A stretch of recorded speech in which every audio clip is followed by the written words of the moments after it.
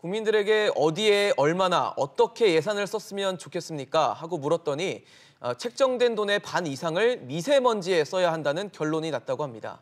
바로 국민참여예산제도에 포함된 미세먼지 관련 정책 얘기인데요.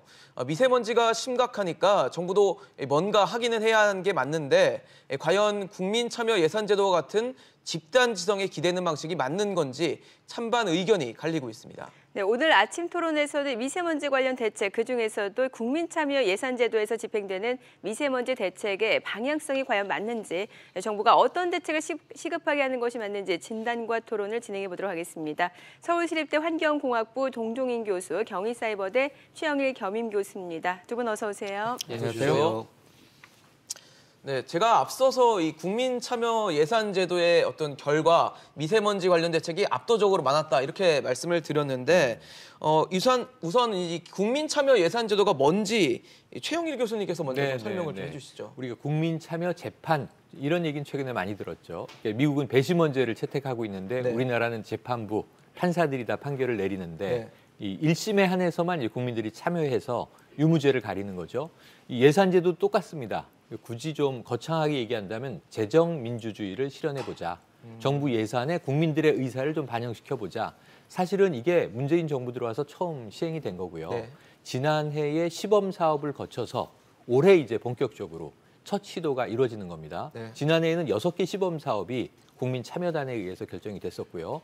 올해는 이미 접수된 국민들이 제안한 1,200여 개 사업 중에서 이걸 이제 부처 내에서 좀 성숙된 사업을 골라서 38개 사업에 한해서 928억 원을 집행하는 건데 300명의 국민 참여단이 이제 조성되는 거예요. 인구 분포 비례에 맞춰서. 그래서 이분들이 뭐 나름 심사숙고한 공론화 과정을 거친 결과 이번에 928억 원이 결정됐는데 거기서 놀랍게도 500억 이상, 50%가 넘게 미세먼지와 관련된 이 사업 제안을 채택하게 됐습니다. 네, 그만큼 많은 시민들이 미세먼지 때문에 고통을 받고 있다라는 것을 방증하는 거 아니겠습니까? 예, 저는 뭐 국민참여예산이라는 거에 대해서 원칙적으로 찬성을 합니다. 그런데 이게 미세먼지 또 이게 초미세먼지까지 들어가면은 이게 상당히 사안이 복잡하거든요. 발생원도 상당히 복잡하고 다양하고 그래서 이게 원천적으로 이게 줄이기 위해서는 상당히 역부족인 측면이 있다. 이제 그렇지만 이제 국민들이 참여해서 어떤 집단지성으로서 뭔가 제안을 하고 특히 이제 국민들에게 피해를 저감시킨다는 차원에서 이렇게 제안한 사업들 이런 거는 우리가 선별적으로 해서 이제 시행하는 거는 맞다고 보고요.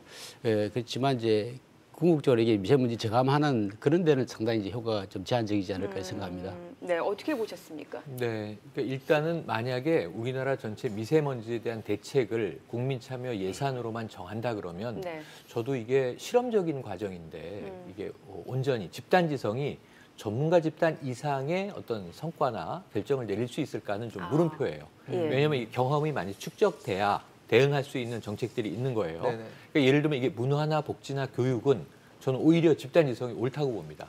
이 전문 관료들보다는. 그런데 미세먼지 문제는 이게 전문가의 식견이 없이는 그냥 국민들이 우리가 중국과 싸우자 또는 뭐 이걸 없애자 저걸 세우자 해서 될 문제는 아닌데 그래도 전 다행히 보는 게 지금 미세먼지 때문에 추경 예산도 이야기가 나왔습니다. 그러니까 국민 참여 예산이 미세먼지 정책의 모든 것을 결정하는 것은 아니다. 시민적 차원에서 이런 것들은 좀 만들어야 되지 않느냐 하는 급박한 것들을 일부 만드는 것이다. 그래서 미세먼지에 올해 우리 정부 총 예산이 928억, 그중에서 뭐 500억이면 안 되는 거죠. 근데 이제 시민들이 원한 것은 그 500억을 또 쪼개보면 그중에 300억 정도가 도시 숲을 좀 조성하자. 숲을 많이 만드는 게 도시에 정말 미세먼지가 난무하는데요. 좀 숨 쉴 수 있는 이 하나의 기능이 되지 않을까. 도시의 허파 이렇게 부를 수 있겠죠. 두 번째로 한 200억 정도가 미세먼지 저감 장치를 좀 구축하자. 그럼 쉽게 생각하면 뭐가 있을까 생각을 해보면 공기청정기를 좀 공공시설에 놔달라는 거 아닙니까? 학교에 공기청정기 많이 놔달라. 경로당이라든가 특히 이제 건강에 취약한 노약자, 어르신들이 모이는 곳에 이런 거 좀 설치해달라. 근데 사실은 지자체 단위로도 하고 있긴 한데 형평성에 문제가 있어서 이런 예산들을 시민들이 좀 긴박한데 투입해달라고 요청하는 것은 저는 이게 전체를 다 망라할 수는 없지만 부분적인 의미는 있다. 이렇게 좀 평가를 해보고 싶습니다. 네. 일단 뭐 지금 그래픽에서 나오는 것처럼 뭐 도시숲 조성 또 뭐 지하철 역사에 있는 미세먼지 저감 장치 일단 이름만 봤을 때는 굉장히 필요하다는 느낌이 들거든요. 그런데 사실 문제는 이 실효성일 것 같습니다. 동 교수님께서는 전문가적인 시각에서 이런 사업들에 대해서 좀 어떻게 평가하십니까? 예, 도시숲 조성하는 건 상당히 이제 뭐 필요하다고는 보는데 우선 이제 선결돼야 될 것이 이제 이 도시공원의 일몰제라고 해서 지금 이렇게 주인이 다 따로 있지 않습니까? 네. 그러니까 이게 이제 도시 권리권 주장 때문에 사실은 이제 많은 공원들이 이제 주인한테 되돌려줘야 되는 이런 상황이 있습니다. 그래서 그런 게 복잡한 문제가 좀 있고요. 그건 일단 선결을 한다고 했을 때 이 과연되는 도시숲이 서울을 예를 들자면은 얼마만큼 미세먼지 줄일 수 있을까? 네.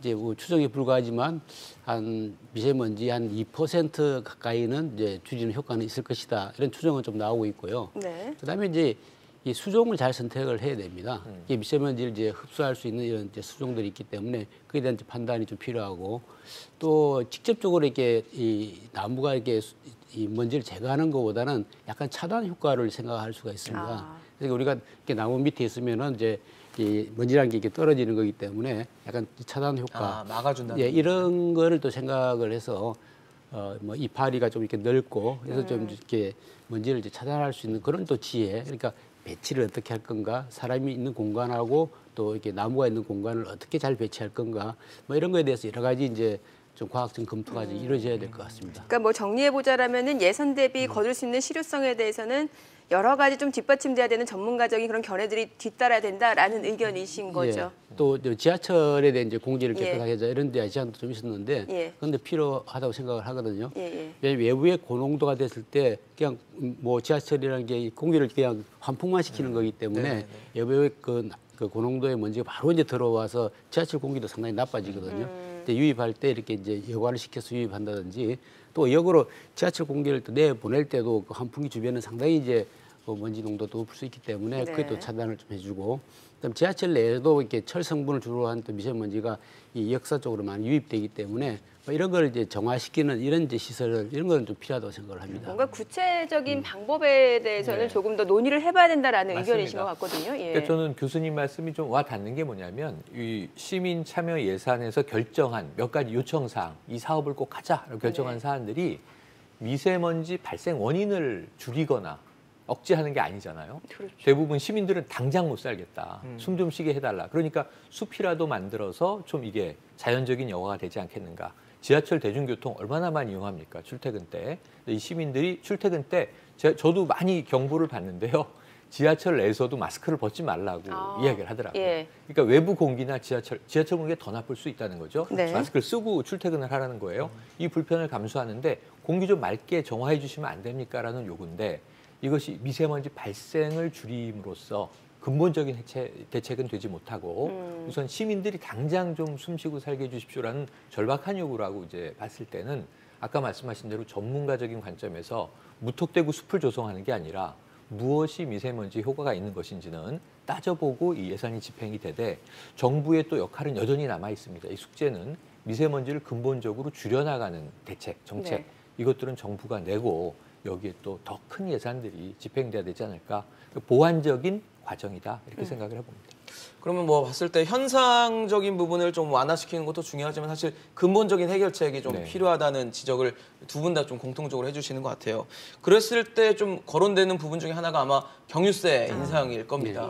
그래서 동 교수님이 뭐 미세먼지, 초미세먼지 저감을 줄여줄 수 있는 좀 확실한 방법이 이 경유세 인상이다 이렇게 말씀을 하신 걸로 알고 있는데 어떠십니까? 예, 거기 우리가 휘발유하고 경유를 이렇게 놓고 봤을 때 그 차이라는 게 별로 없어요. 그냥 같은 석유에서 그냥 같은 이 장소에 나오기 때문에 단지 이제 이 끓는 점의 차이에 의해서만 분류가 되는 거거든요.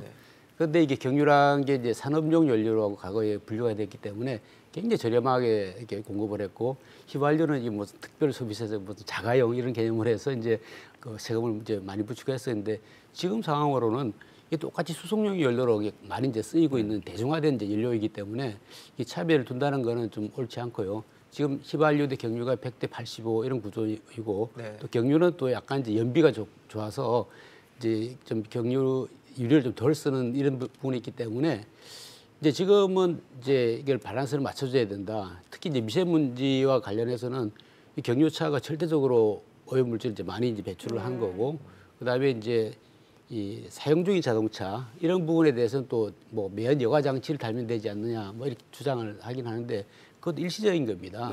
그게 금방 이제 성능이 좀 나빠질 수가 있고, 이 경유차라는 건 궁극적으로 미세먼지를 상대적으로 많이 배출할 수 있는 구조이기 때문에 이런 걸 이제 우리가 개선해야 되고, 지금 현재 그 경유차가 전체 신규 자동차 판매량이 한 50% 정도를 차지하고 있거든 아직까지. 네. 그런데 그게 뭐 RV 차랄지 여러 가지 뭐 버스나 트럭 이런 것 때문에 그런 건데, 정부가 이제 시그널을 잘못 줄 수가 있다는 거죠.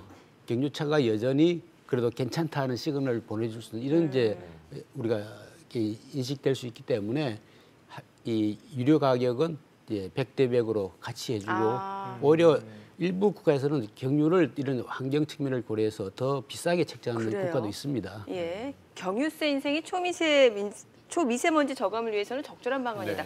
경유세 인상 어떻게 보세요? 저는 이게 세금 인상이 필요하다면 해야 되죠. 네네. 예를 들면 지난 정부에서 생각해 보세요. 담배값이 2,500원에서 4,500원으로 그렇죠. 2배 가까이 오른 적도 있습니다. 깜짝 놀랐는데요, 국민들이. 네. 경유세 인상은 더 큰 파장을 일으키겠죠. 흡연 인구보다는 경유 차량 그렇죠. 이용 인구가 훨씬 예. 더 많을 것으로 추정이 됩니다. 그러니까 문제는 국민들이 설득되면 이것이 확실한 방식이다 그러면 올려야죠. 올리는 게 방법이라고 저도 생각하는데 네. 국민 설득이 되지 않은 상태에서 올라가면 지금 요즘에 선거제도 개편 마찬가지거든요. 네. 새로운 제도를 정부가 국회에서 내놓고 추진하려고 하는데 너무 복잡하니까 국민이 이해를 못한다는 거예요. 경유차의 문제에 대해서는 저는 교수님 말씀에 동의를 하는데, 국민적인 시각으로 생각을 해보면 지지난 정부 때 경유가 클린 에너지다, 또 그린 에너지다 이렇게 표현하면서 경유차 소비를 그때 굉장히 권장을 했어요. 클린 대지에 예. 근데 불과 10년 후에는 경유가 미세먼지 주범이다 이렇게 얘기를 하니까 국민이 이것을 신뢰할 수 있게 만들어주는 게 정부의 책임이고 역할이다. 이게 전문가들의 의견이 모두 다 공통적으로 맞다면 저는 그렇게 경유세 인상을 통해서라도 가야 하는 게 맞다고 보지만, 지금 또 들어보면 전문가분들도 의견이 다소 좀 엇갈리긴 하세요. 경유가 주범이다. 경유의 죄는 미미하다. 더 큰 죄들이 있다. 예. 여기에 대해서 좀 제가 보기에는 전문가들의 합의가 나와서 정부가 이것이 정답에 가까운 해법이라고 결정을 하고 국민들을 설득한 다음에 경유세를 인상하는 거는 저는 찬성하는데, 네. 그렇지 않다면 항상 급하게 하면은 저항이 부딪히잖아요. 그럼 이 저항을 또 해결하는데 더 많은 비용이 들어가잖아요. 그래서 교수님이 말씀하신 경유세 인상을 점진적으로 갈 수밖에 없지 않나. 그럼 어떤 대안이 있느냐? 지난주에 이제 국회에서 미세먼지 특별법이 통과가 되면서 LPG 차량에 대한 제한이 풀렸잖아요. 그러면 LPG가 경유보다 훨씬 낫다면 LPG 차량으로의 과도적인 이동을 정부가 권장해야 하고, 그래서 궁극적으로는 전기차나 수소차로 가야 되겠죠. 근데 이게 과도적으로 한 10년, 20년 걸리는 일 아니겠습니까? 그러니까 지금은 당장 노후 경유차는 이 도심 진입을 제한하고 있잖아요. 네네. 이런 것들을 조금 엄격하게 단계적으로 강화해 나갔으면 좋겠다. 그래서 교수님 말씀에 원론적으로는 찬성입니다. 근데 이것을 어떤 충격 효과가 좀 적도록 완화하게 단계적인 과정으로 가야 한다는 점에서는 우선 제일 큰 과제는 국민 설득이다. 경유가 주범이라는 대목들에 대해서 조금 더 강한 어필이 필요한 대목 아닌가 이런 생각을 해봅니다. 네, 잠깐만 말씀을 드리고 싶은 거는, 사실 이제 정부가 좀 우려하는 부분은 개인 그 화물 운송 그 사업자들이거든요. 화물 운송 사업자. 생계와 직결. 생계형 이제 화물 운송 사업자들인데, 이런 부분들은 상당히 이제 어려운 부분이 될 수 있기 때문에 이렇게 선별적으로 그런 부분에 대해서 이제 지원 정책을 써서 좀 충격을 완화시키는 그런 이제 그 장치를 좀 해야 될 것 같고요. 지금 이 휘발유대 경유 가격 구조가 이렇게 형성된 게 한 17년 정도 됐습니다. 이제는 이걸 이제 밸런스를 맞추는 시기가 됐다. 경유세를 인상해서 뭐 세금을 더 거래드리라 이런 차원은 아니고, 휘발유 경유의 가격을 이렇게 서로 이렇게 균형 있게 맞추는 정도로 해야지. 경유세를 인상하면 결국 옛날에도 한번 인상을 했지만 결국은 이제 세수입만 증가시키는 이런 이제 효과가 한번 거뒀거든요. 그러니까 세금을 상대적으로 조정을 해서 전체적으로 이제 맞추고 별도의 지원 정책을 가져가야 된다. 그렇게 보겠습니다. 네, 일단 뭐 경유세 인상도 사실 반발을 하는 뭐 분위기들이 있고요. 그런 거 봤을 때 비슷한 효과를 내는 규제라도 좀 이렇게 있어야 되는 게 아닌가라는 생각이 들거든요. 동 교수님께서 어떻게 보십니까? 예, 이제 결국은 이제 우리가 이 시민들한테 이제 올바른 선택할 수 있도록 정부가 이제 제도적으로 미리 예고도 하고 이렇게 해야 되거든요. 예, 그래서 차량기 한번 나오면은 뭐 요즘 한 15년 이상 이렇게 쓸 수도 있지 않습니까? 그러니까 이게 보급 당시에 이게 친환경 자동차가 보급될 수 있도록 하는 게 상당히 필요하고요. 그래서 요즘 뭐 전기차랄지 뭐 하이브리드 차 또 뭐 수소차까지 나오고 있는데 뭐 그런 거에 대해서 좀 더 이제 홍보를 하고 이렇게 구매를 하도록 이렇게 유도하는 거 이게 상당히 이제 필요하고요. 예, 경유차를 포함해서 또 이제 우리가 이 휘발유 승용차도 초미세먼지 이제 원인이 될 수가 있는데 그런 부분에 대해서는 이제 또 다른 정책, 예를 들면 이제 교통 수요 관리, 이미 보급된 차는 어떻게 할 수가 없기 때문에 이렇게 교통 양 자체를 이제 줄이는 이런 정책을 써야 되거든요. 지금은 우리 PD도 다니실 때 별 제한을 못 받고 안 받고 다니시잖아요. 그렇죠. 공공기관 쪽만 뭐 이부제를 한다거나 이런 식이니까. 그래서 이제 전체로 교통 수요를 어떻게 줄여나갈 건가, 또 뭐 자전거랄지 다른 데 친환경 교통수단을 어떻게 늘릴 건가, 이런 거에 대해서 근본적인 대책이 좀 나와야 될 것 같습니다. 네, 자 이번에는 좀 중국 쪽으로 논의를 좀 돌려보도록 하겠습니다. 국외 미세먼지 유입, 뭐 여러 논란이 있습니다만 기본적인 미세먼지 영역이 이제 중국발 미세먼지가 크다라는 데는 많은 국민들이 공감을 하시는 것 같습니다. 그렇기 때문에 이 대책의 방향이 좀 중국 쪽한테 실질적인 조치를 취하게 하는 방향으로 가야 되는 거 아니냐라는 그런 여론이 있지 않습니까? 외교 환경 문제가 같이 들어가니까 아까 국민 참여 예산을 이제 뛰어넘어서 정부가 주체적으로 풀어야 되는 문제죠. 국민들이 뭐 정부에 대한 불만이 이 대목에서 많습니다. 그렇죠. 중국이 할 말 못하는 거 아니냐. 근데 사실 중국과의 교역 문제, 그동안 사드 갈등, 우리가 이제 이 자리에서만 다뤄왔던 이슈들을 쭉 정리해도 중국과의 관계에서 우리가 미세먼지 때문에 뭐 전쟁을 할 수 있는 것도 아니지 않습니까? 결국은 외교로 풀어야 되는 거죠. 소통으로. 근데 중국이 좀 인정해주면 제일 좋은데 중국 당국이 인정을 안 한다는 게 지금 이제 제일 큰 문제예요. 과학적인 근거를 제시하라는 거죠. 근데 우리가 한일 관계도 마찬가지지만 누가 봐도 역사 문제에서는 일본이 과거에 잘못했으니 사과하고 그 보배상하고 그게 얼마나 되겠는가. 미래로 나가자고 해도 안 듣잖아요. 일본은 우리는 과거를 인정할 수 없다. 그러니까 중국도 마찬가지입니다. 미세먼지가 우리 탓이 아니다. 우리 탓이라는 거가 입증된 바가 없다. 이런 주장이거든요. 그래서 우리는 지금 완화해서 공동 연구라도 시작을 해서 어느 정도인지를 보자. 국내에서 제가 통계를 쭉 보니까요. 20%가 중국발이라는 전문가부터 80%가 중국발이라는 전문가까지 평균 내면 한 절반은 중국에서 건너오는 것이고 절반은 우리가 자체 발생하는 것이다 라고 이제 그냥 감을 잡고 한번 시작을 해보자고요. 그럼 우리 스스로 줄이기 위한 노력, 아까 교수님이 말씀하신 여러 가지 노력들이 같이 병행되면서 중국과도 적어도 올해 당장 미세먼지가 해결되겠습니까마는 적어도 5개년 계획이나 10개년 계획을 정해서 중국발 미세먼지를 줄인다는 것은 우리도 필요하지만 중국도 좋은 일입니다. 그럼 이게 중국이 반대할 일이 아니잖아요. 근데 문제는 지금 중국 탓이야라고 손가락질을 하는 순간 중국은 인정하기 싫은 거죠. 그래서 우리 외교 당국에 상당히 좀 고도의 외교 전략이 필요한데 여기서 전 조금 희망이 있습니다.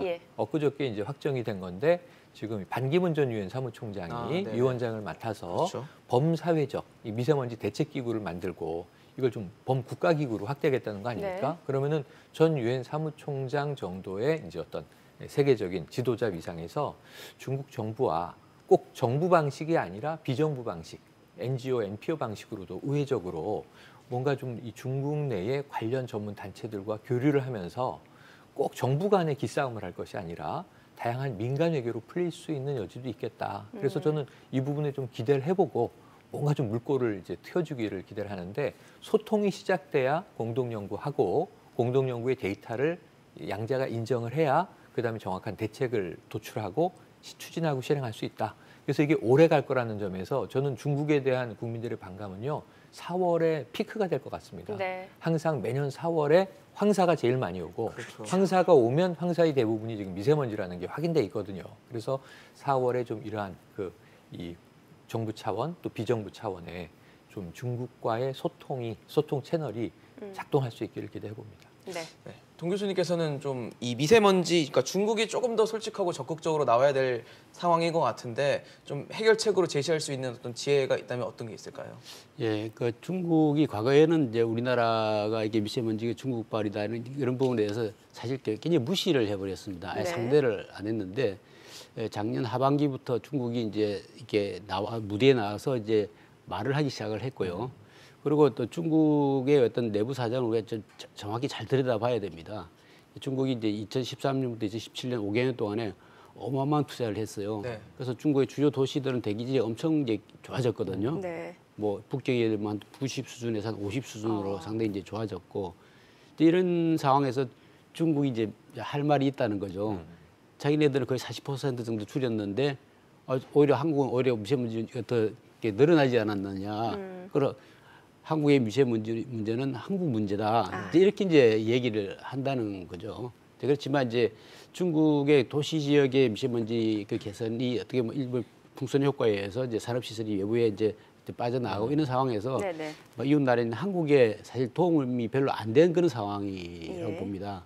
그래서 이제 중국이 워낙 이제 급했기 때문에 이렇게 도시 지역 중심으로 이렇게 개선했다 그러면 이제 점점 넓혀 나가서 이제 지방에서도 이렇게 좀 개선될 수 있도록 유도를 하고 또 특히 이제 한국에 영향을 줄 수 있는 뭐 우리 이제 징진지 지역이랄지 뭐 산동성 지역이랄지 이런 지역에 또 좀 미세먼지 개선을 하도록 하고 또 뭐 가능한 우리나라에서도 좀 투자를 해서 이게 이 동북아시아 저는 이제 황해권이라고 그러는데 이 지역에서 이제 전체적인 대기 오염 개선 목표를 세우고 같이 수단을 강구하고 또 정부에서 노력할 게 아니라 아까 우리 최 교수님 얘기했듯이 이제 다양한 이제 민간 채널이나 또 뭐 언론이나 또는 NGO 그룹들이 또 함께하는 이런 이제 협의체 정도 만드는 거 그래서 서로 얘기 폭을 계속 넓혀 나가야 될 것 같습니다. 알겠습니다.